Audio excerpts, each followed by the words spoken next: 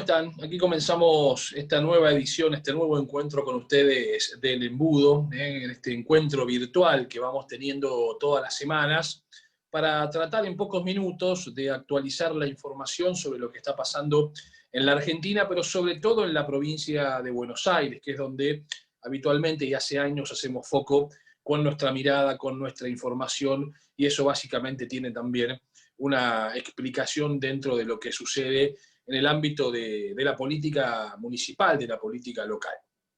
Dicho esto, vamos a hacer la presentación de nuestro programa, los auspicios como habitualmente realizamos, y les voy a contar algunos detalles de lo que está sucediendo en estos últimos días, con movimientos políticos también emparentados en lo que se ha tomado como determinación de esta siguiente etapa, donde se la llama cuarentena, pero la verdad que en el área metropolitana de Buenos Aires, en el AMBA, la cuarentena ya hace tiempo que no existe más, donde el gobierno provincial anuncia que flexibiliza actividades que de hecho ya están flexibilizadas, porque se lo puede ver en cualquier distrito más o menos del conurbano bonaerense, hay muchas actividades que ya están funcionando, aunque las autoridades provinciales ahora anuncian que se van a efectuar, y finalmente también, después de esa propuesta que hizo dentro del oficialismo el propio Sergio Massa,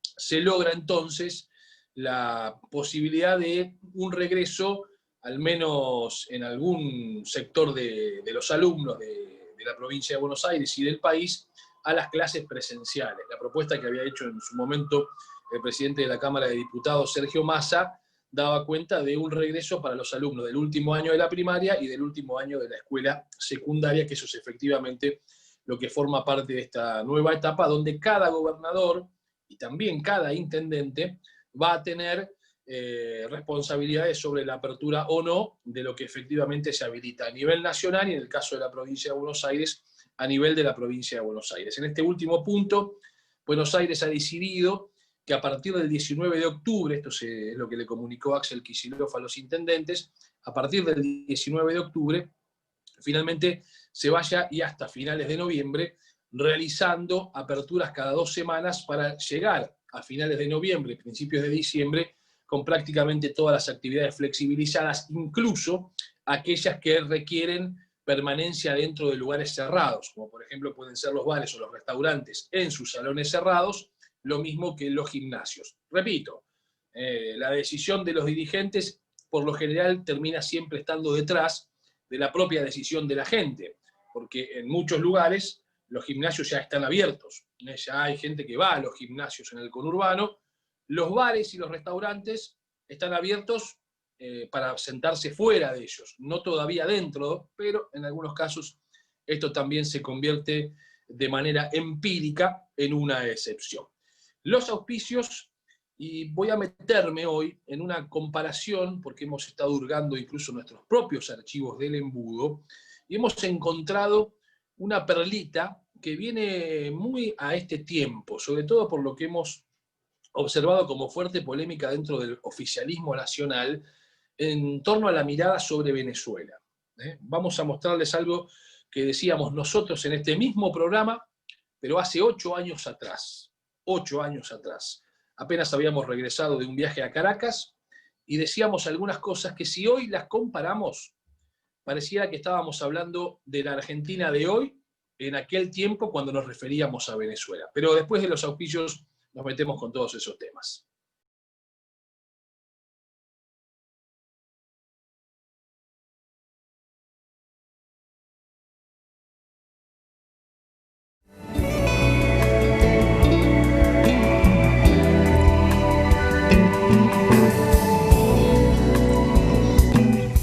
Hidrodynamic, direcciones hidráulicas, ciencia al servicio del movimiento, reparación de automóviles, micros, camiones y 4x4. Contamos con personal especializado para reparación y recambio de cremalleras, cajas, bombas de dirección y mangueras hidráulicas de todos los modelos. Hidrodynamic, precisión y seguridad en su dirección, con garantía escrita por 6 meses. Hidrodynamic, direcciones hidráulicas, mano de obra 100% argentina. casa es escuela. Hoy tu casa es trabajo. Hoy tu casa es jugar. Hoy tu casa es cuidarnos. Hoy tu casa es todo. Quédate en casa. Municipalidad de José C. Paz. Intendencia Mario Ishi.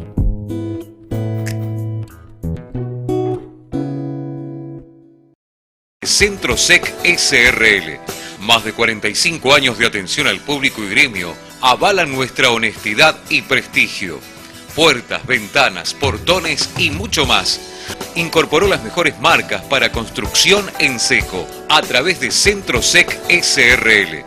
Todo lo que necesite para su casa, negocio, country, departamento, adaptándose a todo tipo de construcción, estándar y a medida.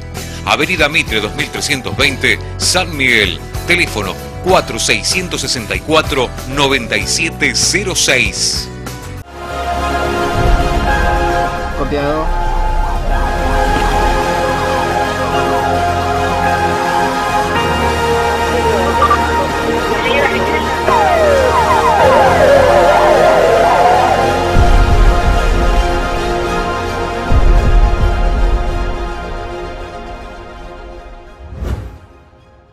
Baterías Liva, recomendable con garantía para maquinaria vial, camiones, colectivos y autos, control y service gratis. Consulte nuestros precios, somos fabricantes, abierto todo el año. Ruta 8, kilómetro 35-200, José C. Paz, a 200 metros del cruce.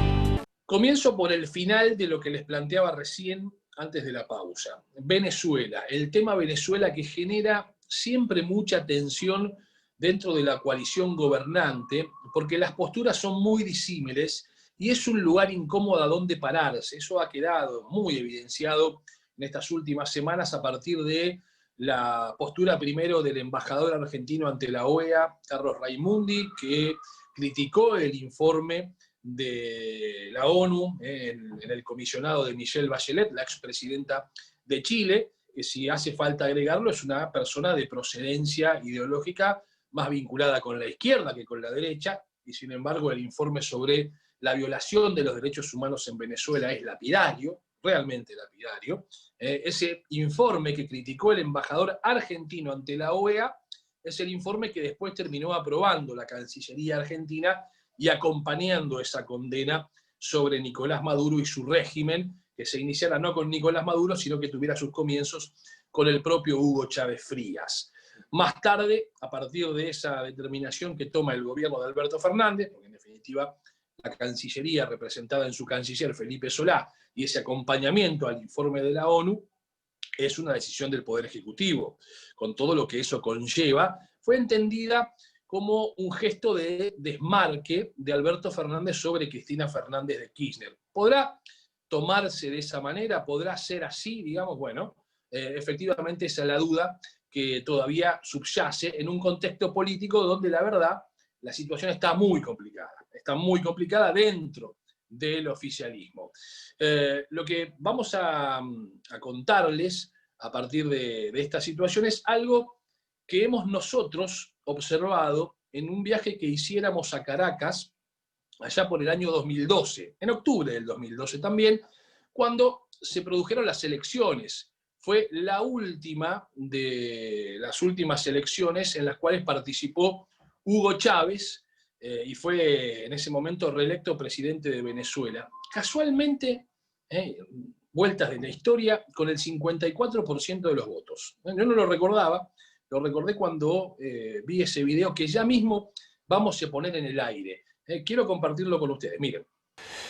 Bueno, Venezuela y todo lo que se habló alrededor de este país, que para muchos tiene un modelo enigmático, un modelo donde la inflación es muy alta, donde hay control de cambios, donde hay dólar paralelo, un país donde la inseguridad es muy grave, 60 asesinatos por día en Caracas, se habla, aunque no se pueden constatar, más que yendo a la propia morgue para ver cómo la gente va y reclama por el cadáver de sus familiares, para ver si está allí o no.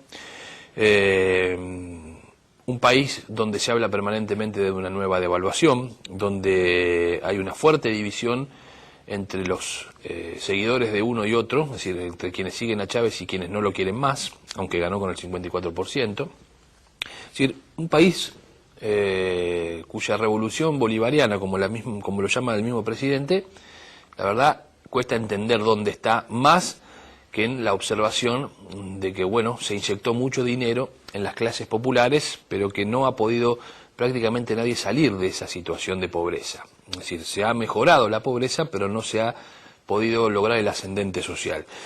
Y esto es, me parece, lo que debe interpretarse con la doctrina del justicialismo, ¿no? Que es absolutamente distinta e innovadora, y que la Argentina tiene ese antecedente, que no lo tiene ningún otro país de Latinoamérica. Por eso, cuando la presidenta ayer dice que ella odia el justicialismo, odia lo que es la palabra justicialismo, que ella es peronista, me parece que por ahí tiene que ver con esto. Es decir, bueno, quizá la doctrina que se considera cercana a lo que ella llama peronismo es lo que decía en la década del 70, el peronismo, el puente para el socialismo nacional, como se planteaba desde los sectores juveniles en la década del 70. Fueron 2 minutos, poco más de 2 minutos lo que acabamos de ver, incluso con algunas notas de color al pie, que también la vamos a, y ustedes se habrán dado cuenta cuando lo observaron. Hablábamos de un país, hacíamos referencia a Venezuela, donde la alta inseguridad era un problema ya recurrente, donde había control de cambios, donde todos los días se hablaba de la posibilidad de una nueva devaluación, donde el tipo de cambio paralelo era largamente mucho más caro que el tipo de cambio oficial, cuando uno comparaba bolívares con dólares, pero claro, a ese cambio oficial nadie podía conseguir dólares, solo el gobierno, digamos, y los que tenían relación con el gobierno podían hacerse divisas a esos valores. Bueno, toda esa descripción que hacíamos a nuestro regreso hace 8 años de Venezuela, si quitamos el nombre Venezuela, pareciera ser que estábamos hablando de la Argentina de hoy, un país donde hay fuerte control de cambio, donde todos los días se habla de una nueva devaluación, donde el tipo de cambio sobre el dólar oficial en relación al dólar paralelo, claramente, digamos, hay una brecha enorme. La brecha entre el dólar paralelo hoy y el dólar oficial es de más del 100%, y hay que ir hasta el año 89 para encontrar una situación similar. ¿Por qué hago referencia al 89? Bueno, porque en el 89 sabemos cómo terminó aquella historia. El 89 fue el final del gobierno de Raúl Alfonsín, hiperinflación mediante, de donde tuvo que entregar antes el poder a quien ya había sido electo presidente de los argentinos, Carlos Menem. Entonces, graficamos esta situación. ¿Por qué? Porque cuando hay quienes sostienen que vamos camino a Venezuela, en aquel entonces, bueno, muchas de las cosas que ya pasaban en Venezuela son las que hoy estamos relatando de la Argentina. No porque en la Argentina sea nuevo todo esto, porque para parecernos a Venezuela quizá habría que agregar algunos elementos que están más vinculados a lo político y no solo a la cuestión económica. De hecho, si se quiere, el control total sobre las instituciones o la desaparición o la idea de desaparición misma de la división de poderes, que eso fuertemente opera en Venezuela, donde hasta ya ha llegado al punto de entender que no hay un gobierno democrático, más allá de que se elijan elecciones, porque son hasta cuestionadas las elecciones, y entonces se considera que lo que hay en Venezuela es una dictadura. Todavía la Argentina, todavía digo, y ojalá me equivoque en este término de usar todavía, está muy lejos de todo eso. Aquí las elecciones pueden gustar más o menos los resultados, pero son elecciones que no se cuestionan en su validez y en su legalidad, como sí está sucediendo en el país caribeño. Habrá que escudriñar profundamente cuál es la verdadera razón, me parece que excede la cuestión ideológica, los vínculos de un sector del cristianismo con el país que hoy gobierna Nicolás Maduro, que además es socio en muchos aspectos, incluso hasta manejado también desde la inteligencia, de la propia Cuba, del propio país cubano, del propio castrismo, hoy devenido en otra cosa, pero que en definitiva tiene sus raíces en el castrismo, con fuerte influencia sobre las determinaciones y el accionar de Venezuela. Dicho esto, que ha marcado la polémica de la semana en términos políticos, que aquí se trató de entender como un gesto de cierto desmarque de Alberto Fernández sobre Cristina Fernández de Kirchner, Pasemos a la otra situación, que es la política local, la política bonaerense, la política argentina, que no está, por supuesto, exenta de ello, porque, claro, en esta configuración del escenario, donde el cristinismo, el sector más ligado a Cristina, pretende avanzar sobre aquellos que hoy quizá se muestren más recostados sobre Alberto Fernández, tiene su correlato en los territorios, ¿no? Donde claramente entonces la situación de lo que efectivamente podría darse en los próximos tiempos. Las agrupaciones más cercanas a Cristina ya tienen un diseño de quiénes serían los hombres en los territorios si no hay acuerdo con los intendentes. Muchos de ellos no tienen por ahora la posibilidad de ir a la reelección y difícilmente aparezca, digamos, la posibilidad de ir a la reelección en este contexto donde cada vez se hace más difícil imponer una revisión sobre la ley que ya fue votada, con el apoyo en su momento del Frente Renovador de Sergio Massa y también de Cambiemos de María Eugenia Vidal.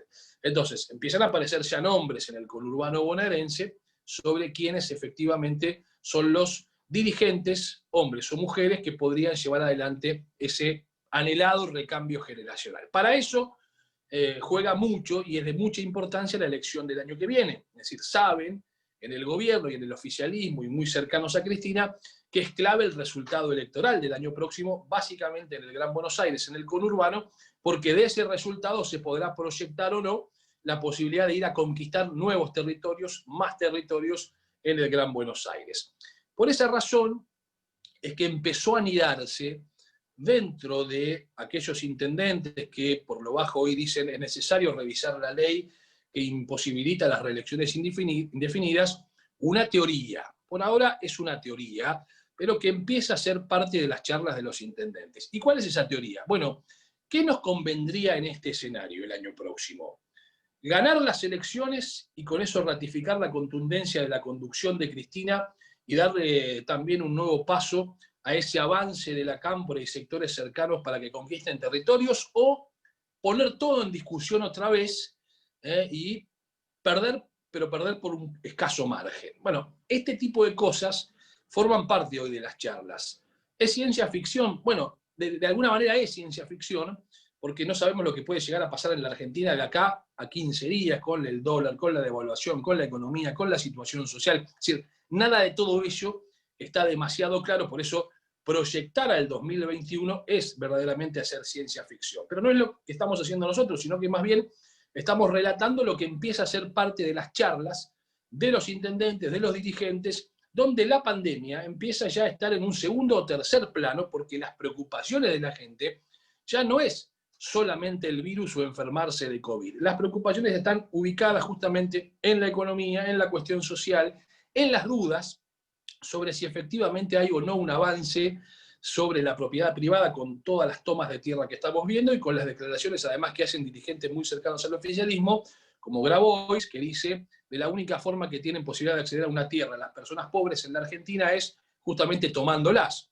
Un concepto que se lleva muy mal con la historia misma del justicialismo o del peronismo. De hecho, el próximo 17 de octubre se cumple un nuevo aniversario de su creación, de su fundación, donde el peronismo lo que siempre ha alentado es el ascenso social, que aquel que está en la pobreza logre las condiciones sociales para poder ascender de esa pobreza y a través del trabajo, fundamental, el trabajo, la columna vertebral del peronismo es el movimiento obrero, logre ese ascenso social tan deseado. No es lo que plantean aquellas organizaciones vinculadas al oficialismo también, que dicen, no, en realidad si sos pobre, te vas a quedar siendo pobre siempre y entonces tenés que tomar determinaciones como ir a tomar una tierra porque de otra manera nunca vas a poder acceder a la conquista de ese bien o de ese beneficio. Ahí hay una enorme diferencia que lo vuelvo a traer, y con esto cierro el programa, a lo que decíamos anteriormente de Venezuela.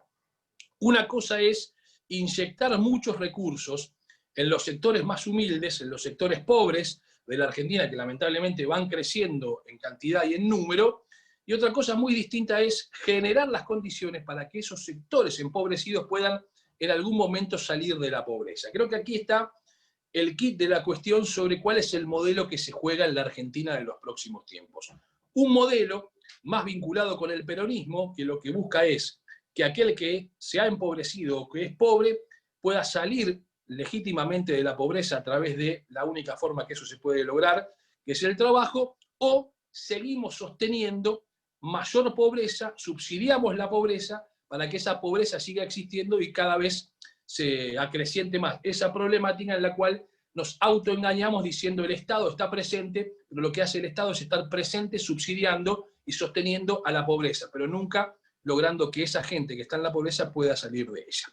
Dicho todo esto, es la configuración que hoy estamos viendo en la Argentina, por supuesto con raíces más profundas, que seguiremos intentando analizar y contar en los próximos días. Gracias por acompañarnos, nos reencontramos en cualquier momento, saben que este programa lo pueden ver ustedes en cualquier momento del día, bien digo, en nuestro sitio de internet www.elembudo.tv.